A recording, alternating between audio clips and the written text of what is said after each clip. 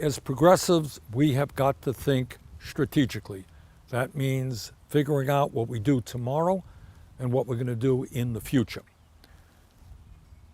And let me just talk about some of the things that I think have got to be done right now. Number one, we have got to act aggressively as Congress returns from July 4th break to demand that we cut military spending, that we do not continue to spend more than the next 11 nations combined, and that we use those savings to invest in low-income communities all over this country. It's not going to solve all of our problems, no it won't. But we need to change the priorities of this country. Cannot continue to make the defense contractors rich while young people are sleeping out on the street and not getting the education that they need. Furthermore, when Congress returns, they're going to move to a COVID-4 legislation. Republicans are beginning to move. There's an election coming up.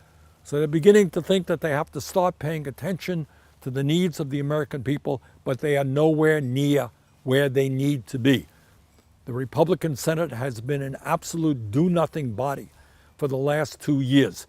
And we have got to tell them now that at a time when millions of people have lost their jobs, when people are going hungry, when people have no health care, when people are worried about being evicted from their homes, that there has to be strong and bold action to protect the American people. What does that mean? In my view, it means that we need a Paycheck Protection Act. You continue to receive the paycheck that you previously had when you were working. That works. That's working well in Europe. It will work well in America. It means that every person in this country during the crisis should be receiving a $2,000 a month check. It means that we have to extend the unemployment program that we passed last legislation, including the additional $600 per person for people who are on unemployment. And it also means that during this crisis, we should be doing what we should be doing in general and making sure that everybody in this country has access to health care without any out-of-pocket expenses. So that is very short term. Congress is going back to work next week. We got to put all the pressure we can on a do-nothing Republican Congress to listen to the pain of the American people and do the right thing. Second of all, unless you're living under a rock, you are aware that there is an election coming up in November, the most important election in the modern history of this country. Trump must be defeated. And every one of us has got to do everything we can to make that happen. That means we got to reach out to people who often do not vote. We got to reach out to people who think, well, Biden is not the kind of president we want. You know, I understand that. Biden and I have very strong differences of opinion. But there is no question that Joe Biden will be a 10 times better president than Donald Trump has ever imagined himself to be. We got to do everything we can to get Biden elected. Some of you may know that I work with the vice president to form a number of task forces dealing with some of the major issues facing this country. And I want you all to know that our progressives who sat on those 6 separate task forces did a great job in fighting for a progressive agenda. Did we get everything we wanted? No. Did we move the Biden campaign in a more progressive direction? Absolutely we did. And I think it's fair to say that if we can win we can get Democrats to win the U.S. Senate, we can retain control of the House, and we can elect Biden, I think we can push the most progressive agenda since Franklin Delano Roosevelt in the 1930s, and that's what we've got to do.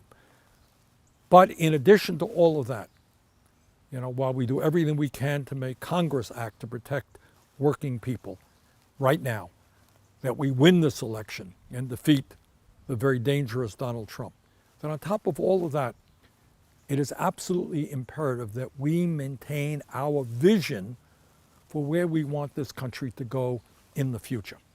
Even though we know that we're not going to succeed in achieving that goal tomorrow, it's important that that vision be maintained and we continue to fight. Can we create an economy that works for all people rather than just a handful of billionaires? Yeah, we can do that. Can we reform a corrupt political system which allows billionaires to buy elections. Yeah, we can do that as well. I am talking to you 50 miles away from the Canadian border, and somehow for decades, every man, woman, and child in Canada has been able to go to any doctor they wanted without any out-of-pocket expense, and they end up spending 50% of what we do per capita on healthcare.